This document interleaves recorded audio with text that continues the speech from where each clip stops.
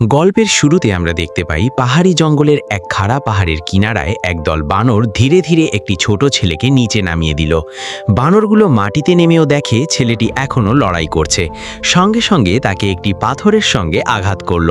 ছেলেটি আঘাতে অজ্ঞান হয়ে গেল। তারপর বানরগুলো তাকে দ্রুত তুলে নিয়ে কাছের একটি গুহার দিকে নিয়ে গেল। গুহার ভিতরে আসলে কে আছে? গুহার ভিতর থেকে এক গর্জন শোনা গেল। সব বানর সঙ্গে সঙ্গে ভয়ে বসে পড়ল। ছেলেটি অস্পষ্টভাবে দেখতে পেল দুটি হিংস্র জন্তু তার দিকে এগিয়ে আসছে। এরপর সে দেখল দুটি বাঘ তার সামনে দাঁড়িয়ে আছে। একটি বাঘ তার ধারালো নখ বের করে রাগে ছেলেটির হাত ওপরে থেকে নিচ পর্যন্ত কেটে দিল। এমন নিষ্ঠুরতা দেখে যে কেউ আতঙ্কিত হবে। ঠিক যখন বাঘটি তাকে টুকরো টুকরো করতে যাচ্ছিল তখন হঠাৎ ওপর থেকে এক গর্জন ভেসে এলো।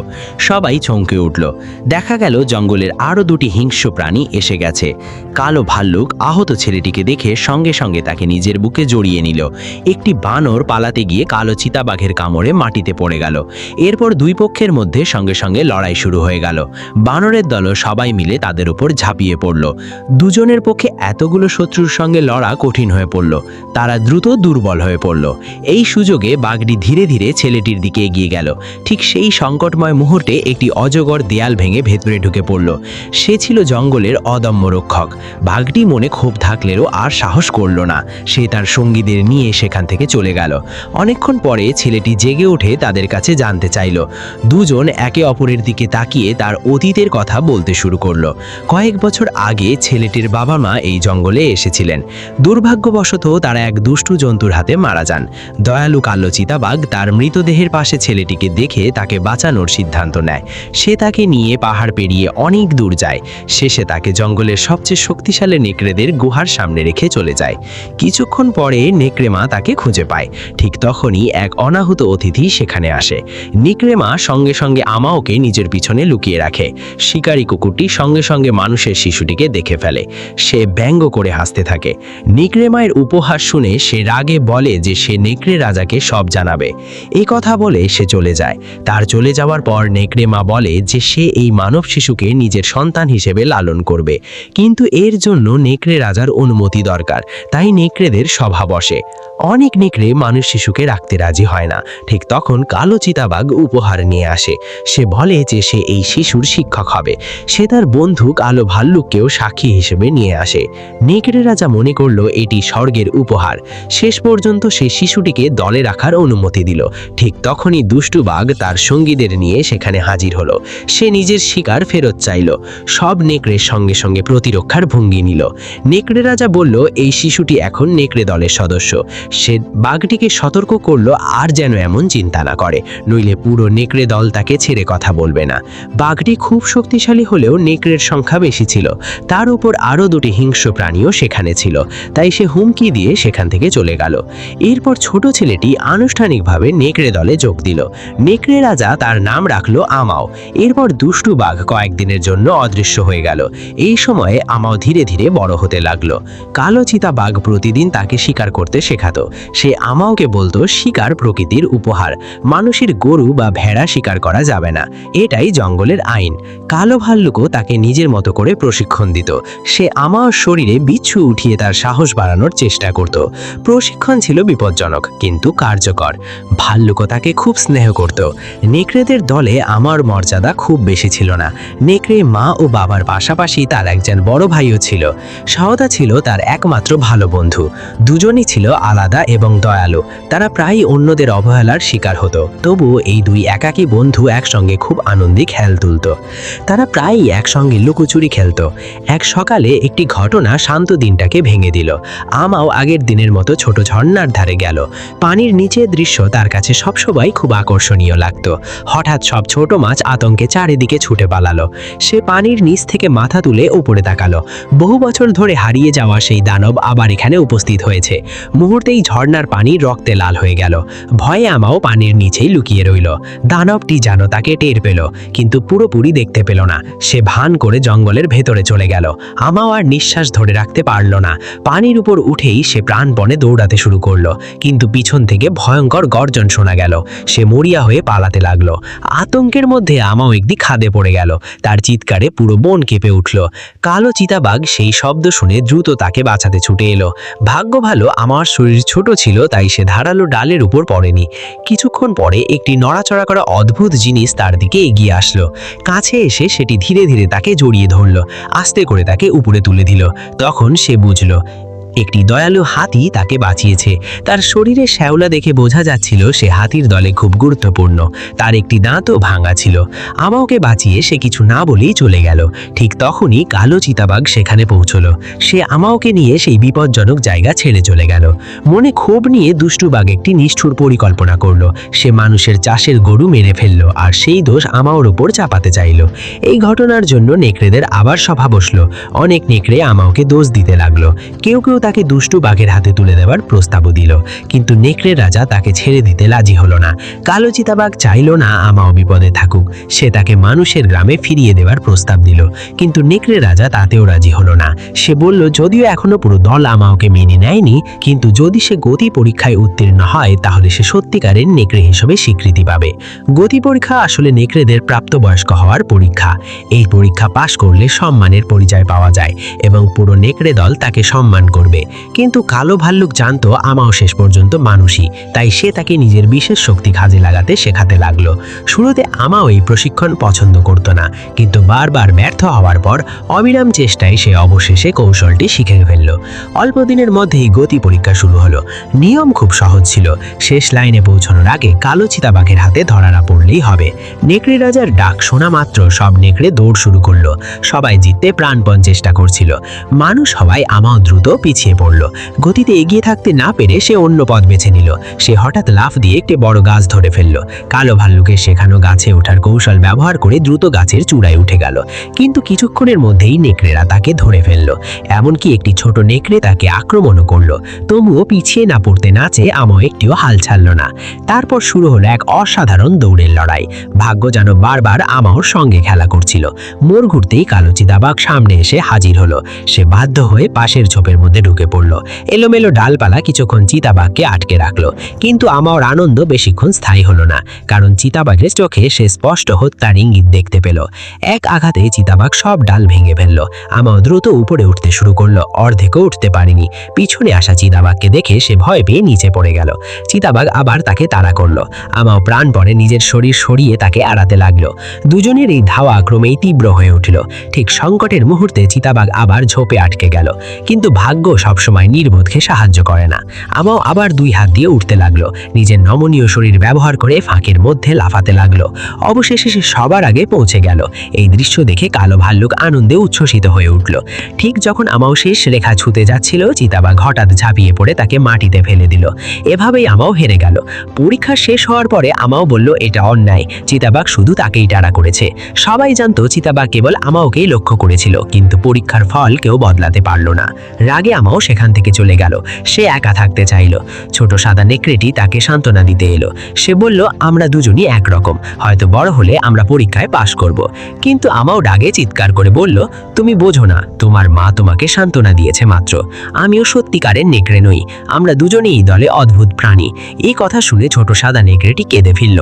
আমাও যখন নিজের ভুল বুঝে ক্ষমা চাইতে গেল তখন আর সেখানে ছিল না। এদিকে বৃদ্ধ নেকড়ে রাজা দল নিয়ে শিকারে বেরিয়েছিল, কিন্তু তারা কিছুই ধরতে পারল না, বরং পরে গিয়ে আঘাত পেল। যখন সে দলে ফিরে এলো, দেখল দুষ্টবাঘ তার সিংহাসনে বসে আছে। সে মানুষের গরু মেরে নেকড়েদের খেতে দিয়েছে। নেকড়ে রাজা সঙ্গে সঙ্গে তাকে ধমক দিল। সে বলল এর জন্য মানুষ প্রতিশোধ নেবে, কিন্তু কথা শেষ হওয়ার আগেই সব নেকড়ে উল্টো তার দিকেই দাঁত বের করল।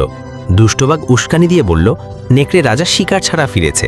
জঙ্গলের নিয়ম অনুযায়ী নতুন রাজা নির্বাচন করা যায়। বৃদ্ধ নেকড়ে রাজার আর কিছু বলার সুযোগ রইল না। ছোট ছোট নেকড়েরা তাকে চ্যালেঞ্জ করতে এগিয়ে এলো। প্রথম নেকড়েটি সে সহজেই হারালো, তারপর দ্বিতীয় এবং তৃতীয়টিকেও হারিয়ে দিল। এই তরুণ নেকড়েরা তার সামনে টিকতে পারল না, তবুও তারা তাকে অপমান করতে লাগলো। একপাশে দাঁড়িয়ে থাকা আমাও এগিয়ে যেতে চাইল, কিন্তু কালো ভালুক তাকে থামিয়ে দিল।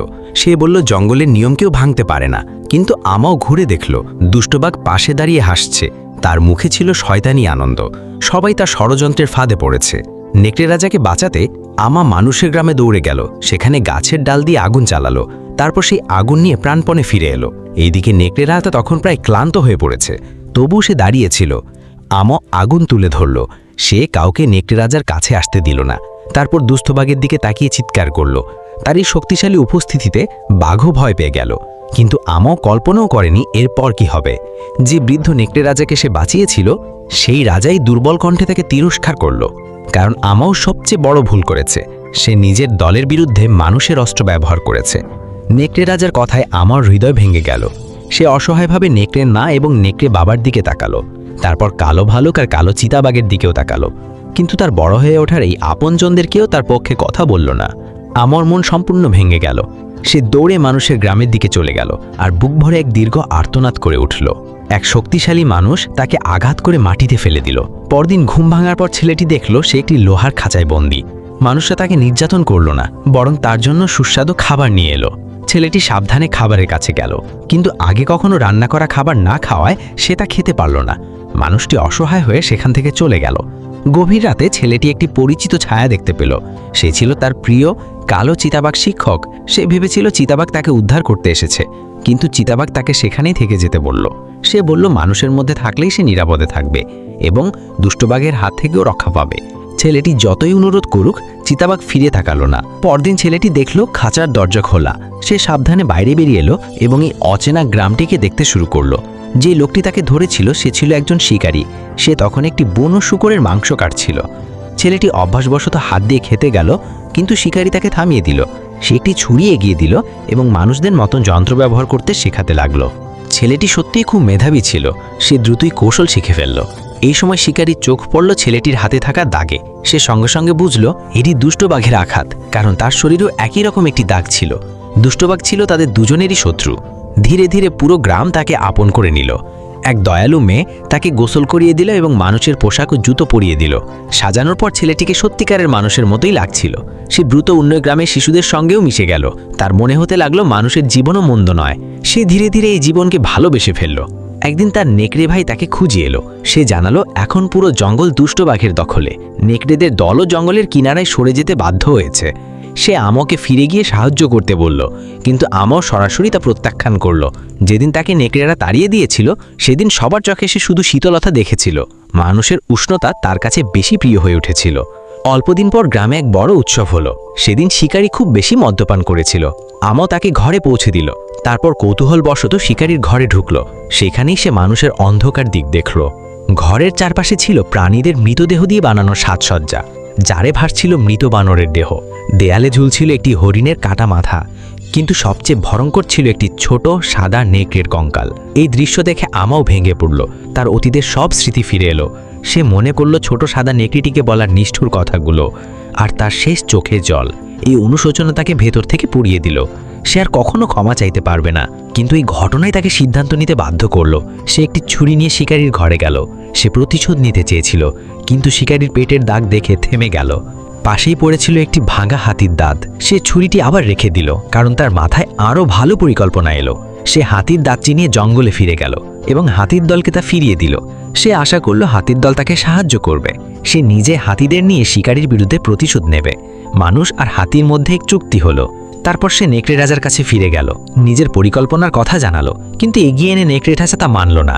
সে বলল জন্মলের আইন ভাঙা যাবে না, প্রতিশোধের জন্য হত্যা করা উচিত নয়। তবুও সে বিশ্বাস করত আমাও পারবে, কারণ এই কারণেই একদিন তাকে দল থেকে বের করে দেওয়া হয়েছিল।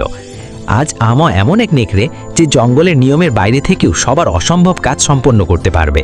ছেলেটি অবশেষে মানুষের সভ্যতা আর জঙ্গলের সীমানা এসে দাঁড়ালো। সে খোলা জায়গায় দাঁড়িয়ে জোরে দুষ্টবাঘের নাম ধরে ডাকতে লাগলো। তার কণ্ঠস্বর পুরো জঙ্গলে প্রতিধ্বনিত হতে লাগলো।